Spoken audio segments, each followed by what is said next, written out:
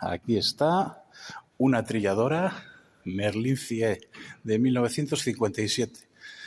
El preámbulo de los robots. Y seguimos con más tractores Fiat David Brown 1971. Este ya estaba avanzado para su época, ¿eh? Mirad, luces, intermitentes. Este ya era de un agricultor sibarita, ¿eh? Y aquí, quitando el granito, lo tenéis ahí, ¿veis cómo se saca ahí el granito de la paja?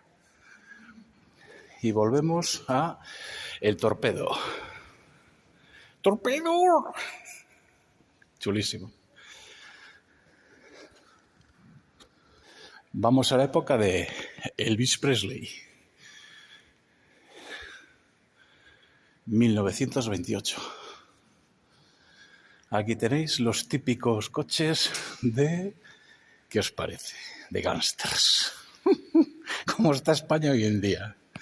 Por ejemplo, a todos estos que nos desfalcan el dinero público tendrían un coche de este estilo.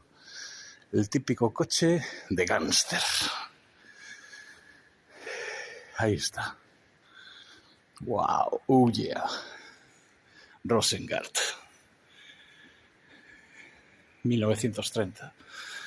Ahí os queda. QR. De verdad que no os podéis perder este sitio. A los amantes de la automoción, a los amantes de la mecánica, a los amantes de la historia. Es que esto es un conglomerado absolutamente de todo. Esto es alucinante. Y además lo tenéis en A Coruña, al lado de A Coruña, en Arteixo. ¿Eh? Sí, señor, en Arteixo, al ladito de La Coruña. Ahora, los que utilizáis el AVE, que venís de Madrid y queréis ver todas estas cosas, desde el centro de España, en 3 horitas estáis aquí. ¿Eh? Esto es impresionante de ver.